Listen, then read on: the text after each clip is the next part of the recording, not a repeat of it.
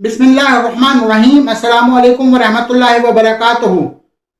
नाज़रीन, एक दफ़ा सुल्तान सलाहुद्दीन अय्यूबी रहमतुल्लाह अलैह को एक सिपाही ने खबर आकर दी कि सुल्तान मुअज़्ज़म मिस्र के मशहूर बाजार में ताजरों के दरमियान हलचल मच गई है और बेचैनी बढ़ती जा रही है और ताजरों का बाजार पर से एतबार उठता जा रहा है। यह मिस्र का ऐसा बड़ा बाजार था जहां काफिरों और मुसलमानों दोनों की बहुत बड़ी तादाद में दुकानें थीं, लेकिन यहाँ पर अचानक से चोरियां शुरू हो गई हैं। जिस पर काफिरों की दुकानें ज्यादा माल था वहां चोरियां ज्यादा होती हैं, जबकि मुसलमानों की दुकान में से चोरियां थोड़ी होती हैं, जिससे काफिर ताजरों के दिल में यह बात आ रही है कि यह सब कुछ सुल्तान सलाहुद्दीन अय्यूबी रहमतुल्लाह अलैह करवा रहे हैं ताकि मुसलमान ताजरों को फायदा हो और काफिर ताजरों को नुकसान हो और वो यहां से अपनी दुकानें छोड़कर चले जाएं। ताजरों ने यह वावेला शुरू कर दिया है कि सुल्तान मुसलमानों के साथ मिलकर हमारी दुकानों में लूट मार करवा रहा है। ताजिर बहुत ज्यादा हद तक सुल्तान सलाहुद्दीन अय्यूबी से बहुत ज्यादा बदजन हो चुके थे, क्योंकि संतरी कमानदार सारे मुसलमान थे। ताजिर कहते थे कि आखिर सामान जाता कहाँ है। अली बिन सुफियान, जो कि आपका जासूस खास था, जब ये सारी बात सुल्तान सलाहुद्दीन अय्यूबी को आकर बताई और कहा कि अगर ऐसा ज्यादा दिन रहा तो गैर मुस्लिम ताजिर बाजार को छोड़कर चले जाएंगे, जिससे मुसलमानों की बदनामी भी होगी और मिस्र का सबसे मशहूर बाजार जो कि मईशत का दायां बाजू है वो टूट जाएगा। यह सुनकर सुल्तान सलाहुद्दीन अय्यूबी ने कहा कि खुलकर बताओ, आखिर इस बाजार में ऐसा क्या हुआ कि ताजिर बाजार छोड़कर वहां से जाने के लिए राजी हो रहे हैं। तो यह सुनकर अली बिन सुफियान ने कहा कि यहाँ हर रात गैर मुस्लिम ताजिरों का कीमती सामान चोरी हो जाता है और अभी तक चोरों का कोई सुराग नहीं मिला और बाजार की हिफाजत पर मामूर कमानदार और संतरी बाजार के दोनों दाखिली और खारजी दरवाजे पर मौजूद होते हैं और चोर का कुछ भी पता नहीं चलता है कि चोर कैसे इस बाजार में दाखिल होते हैं और सामान लेकर कहां गायब हो रहे हैं। हर रात बाजार की हिफाजत के लिए अपने ताकतवर कमानदार वहां पे मामूर किए, लेकिन चोर इतने चालाक हैं कि फिर भी पता नहीं चलता है कि जो सामान इस बाजार में चोरी होता है वो कहीं भी दिखाई नहीं देता और ये भी समझ नहीं आ रही कि बाजार में चोरी होने वाला सामान जब दाखिली रास्तों से बाहर नहीं जा रहा तो कहां जा रहा है। सुल्तान सलाहुद्दीन अय्यूबी रहमतुल्लाह अलैह बहुत परेशान हुए और फिर अली बिन सुफियान को हुक्म दिया कि मिस्र के गांव से 3 मशहूर खोजी मंगवाओ। 3 खोजी सुल्तान सलाहुद्दीन अय्यूबी रहमतुल्लाह अलैह के सामने हाजिर हुए। उनको देखकर सुल्तान समझ गया कि ये जरूर उन डाकुओं को पकड़ लेंगे, क्योंकि सुल्तान सलाहुद्दीन अय्यूबी रहमतुल्लाह अलैह की नजरी इतनी तेज थी कि आप एक इंसान को देखकर बता सकते थे कि ये मुस्तकबिल में अच्छा सिपाही बनेगा या अच्छा ताजिर या अच्छा हकीम बनेगा या काजी बनेगा। लेकिन दूसरी तरफ चोर भी बहुत शातिर और ताकतवर थे। सुल्तान के हुक्म के मुताबिक अली बिन सुफियान ने इन तीनों खोजियों को बाजार में भेज दिया और हुक्म दिया कि दिन रात लगाकर खोज लगाओ कि आखिर दरवाजे पर संतरी होने के बावजूद वो चोर कहां से बाजार में दाखिल होते हैं और बाजार से वो सामान कैसे बाहर ले जाते हैं, क्योंकि बाजार की हर तरफ तीर अंदाज और सिपाही मौजूद होते हैं। इसके अलावा दाखिली और खारजी दोनों दरवाजे बहुत मजबूती के साथ बंद होते हैं। खोजी बाजार में चले गए और 1 हफ्ते के बाद नाकाम वापस लौटे। अली बिन सुफियान ने बताया कि हुजूर, इन तीनों खोजियों ने कहा कि हमारी समझ में तो कुछ भी नहीं आया, वो जिन हैं या भूत जो बाजार में आते हैं और सामान चोरी करके ले जाते हैं और चोर एक भी सुराग छोड़कर नहीं जाते। यह सुनकर सुल्तान सलाहुद्दीन अय्यूबी रहमतुल्लाह अलैह ने अली बिन सुफियान से पूछा कि बाजार में सबसे ज्यादा कौन सी चीज चोरी होती है। यह सुनकर अली बिन सुफियान ने कहा कि हुजूर, उन ताजिरों का सामान चोरी होता है जिनका सामान जंगों में इस्तेमाल होता है, यानी तीरंदाज, खंजर, कमाने, कुल्हाड़े वगैरह, और इसी तरह का कीमती सामान बाजार से चोरी हो रहा है। सुल्तान सलाहुद्दीन अय्यूबी रहमतुल्लाह अलैह ने अली बिन सुफियान से कहा कि अली, अगर हमने वक्त पर अपनी बेहतरीन हिकमत अमली तैयार न की तो दुश्मन हमें ज्यादा नुकसान पहुंचा सकता है। यह सुनकर अली बिन सुफियान ने कहा कि हुजूर, एक बाजार की चोरी से आपको कैसे अंदाजा होगा कि यह सब किया धरा दुश्मन का है और वो किसी बड़े दुश्मन मंसूबे की तैयारी कर रहे हैं। तो सुल्तान ने कहा, ये जो डाका मिस्र के सबसे बाजार में पड़ता है, ये किसी आम या डाकू या चोर का तो काम नहीं हो सकता। इसके पीछे बहुत बड़ी ताकत है और दूसरी बात यह कि चोरी होने वाली चीजों में सारा सामान जंगी है।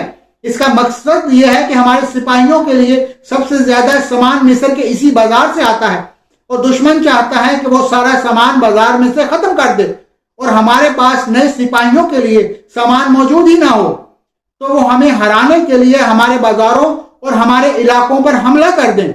اور دوسرا دشمن یہ چاہتا ہے کہ جب مصر کے اتنے بڑے بازار کے حالات بگڑ جائیں گے تو تاجر وہاں سے بھاگ جائیں گے، تو ان کو دیکھ کر چھوٹے چھوٹے بازاروں کے تاجر بھی خوفزدہ ہو جائیں گے اور مصر کی تمام معیشت بگڑ کر رہ جائے گی اور سلطان صلاح الدین ایوبی رحمۃ اللہ علیہ سے اس کی سلطنت چھن جائے گی، کیونکہ کوئی بھی سلطنت معیشت کے بغیر نہیں چل سکتی۔ لیکن میں ان کے اس خواب کو پورا ہونے کبھی نہیں دوں گا۔ یہ سن کر علی بن سفیان نے سلطان صلاح الدین ایوبی رحمۃ اللہ علیہ کی بات کو سمجھ گئے اور کہا کہ حضور اب کیا کریں؟ اتنے طاقتور اور ماہر کھوجی بھی ان کو نہیں پکڑ سکے تو ہم ان کو کیسے پکڑیں گے؟ یہ سن کر سلطان صلاح الدین ایوبی رحمۃ اللہ علیہ نے کہا کہ مجھے شک ہے کہ کہیں دروازے پر موجود سنتری یا کماندار غندار ہیں یا کوئی بازار کا تاجر غداری کر رہا ہے، ورنہ چور تو کیا ایک پرندہ بھی یہاں اس بازار میں پر نہیں مار سکتا۔ تو علی بن سفیان نے کہا کہ حضور اب کیا کریں؟ تو سلطان صلاح الدین ایوبی نے کہا کہ میں اب ایک سپاہی کے بھیس میں اس بازار کے پر نگرانی کروں گا اور راز کا پتہ لگاؤں گا کہ چور کہاں سے داخل ہوتا ہے۔ اور علی بن سفیان کے منع کرنے کے باوجود سلطان صلاح الدین ایوبی رحمۃ اللہ علیہ ایک سپاہی کے بھیس میں بازار میں پہنچ گئے۔ سلطان صلاح الدین ایوبی ساری رات اس کی نگرانی کرتے، کبھی اس دروازے پر جاتے تو کبھی اس دروازے پر، لیکن چور آپ کو کہیں بھی دکھائی نہ دیا۔ جب آدھی رات کا وقت ہوا تو اچانک سے ایک تاجر کی دکان سے سامان گرنے کی آواز آئی۔ وہ آواز سن کر سلطان صلاح الدین ایوبی رحمۃ اللہ علیہ فوراً اس دکان پر پہنچے اور دروازے کو توڑ کر اندر داخل ہوئے تو چور وہاں سے سامان لے کر غائب ہو چکے تھے۔ سلطان بڑا حیران ہوا کہ یہ چور ہے یا جن بھوت جو بغیر کسی راستے کے کہیں بھی غائب ہو جاتے ہیں؟ آخر چور دروازے سے نہیں گزرے تو کہاں جاتے ہیں؟ یہ سن کر سلطان صلاح الدین ایوبی رحمۃ اللہ علیہ نے محل میں واپس آیا اور علی بن سفیان سے کہا کہ اس بار دشمن نے بہت مضبوط منصوبہ بنایا ہے، لہٰذا ہمیں دشمن سے 2 قدم آگے چلنا ہوگا۔ یہ بات پورے مصر میں پھیل گئی کہ مصر کے سب سے بڑے بازار میں کچھ ایسے ڈاکو اور چور ہو گئے ہیں کہ وہ اتنی چالاکی سے سامان چوری کرتے ہیں کہ کسی کو کانوں کان خبر نہیں ہوتی، اور ان کی وجہ سے چھوٹے تاجر اپنا سامان لانے سے ڈر رہے ہیں۔ حالات بگڑنے لگے اور سلطان صلاح الدین ایوبی بہت پریشان ہوئے۔ شام کے وقت سلطان اپنے چند سپاہیوں کے ساتھ بھیس بدل کر اس بازار میں پھر چلے گئے۔ سلطان صلاح الدین ایوبی نے تمام بازار کا معائنہ کیا تو پتہ چلا کہ صرف ایک ہی بڑی دکان بچی ہے جس کو آج رات شاید ہو سکتا ہے کہ چور لوٹنے آ سکتے ہیں۔ سلطان صلاح الدین ایوبی اس دکان کے سامان میں چھپ گئے اور انتظار کرنے لگے کہ کس وقت چور اس بازار کی دکان میں آئیں گے اور میں ان کو بے نقاب کروں گا۔ تھوڑی ہی دیر گزری تھی کہ 3 آدمی اس دکان میں داخل ہوئے، اچانک کہیں سے داخل ہوئے اور سامان اٹھانے لگے۔ ان کے سامان اٹھانے کے انداز سے پتہ چلا کہ ان کے ساتھ بازار میں کوئی غدار بھی ہے جو ان کو بتاتا ہے کہ کون سا سامان کہاں پڑا ہے۔ سلطان صلاح الدین ایوبی نے تاریخی جملہ کہا کہ اگر مسلمانوں میں سے مسلمان غدار نکل جائیں یا ختم ہو جائیں تو مسلمان دنیا کی کسی بھی طاقت سے مات نہیں کھا سکتے۔ اب انہوں نے سامان اٹھانا شروع کر دیا تھا اور ایک سامان کے گڈھے کے نیچے سے ایک دری اٹھائی جو زمین پر بچھی ہوئی تھی اور دیکھا کہ اس کے نیچے ایک سرنگ کھودی ہوئی تھی۔ ان چوروں نے سامان نیچے موجود سپاہیوں کو دیا اور خود بھی اس سرنگ کے اندر چلے گئے۔ اب سلطان صلاح الدین ایوبی رحمۃ اللہ علیہ کو تو پتہ چل چکا تھا کہ یہ سارا سامان چور کس طرح اور کیسے باہر لے جا رہے ہیں۔ تھوڑی ہی دیر گزرنے کے بعد سلطان نے اپنے سپاہیوں کو بتایا اور اس سرنگ میں داخل ہو گیا اور ان کا تعاقب کرنے لگا۔ وہ سرنگ کوئی عام سرنگ نہیں تھی بلکہ بہت بڑی سرنگ تھی جو اس بازار سے باہر ایک جنگل میں جا کر کھلتی تھی، اور وہ ایک سرنگ نہیں تھی بلکہ اس پورے بازار میں سرنگوں کا جال بچھ چکا تھا۔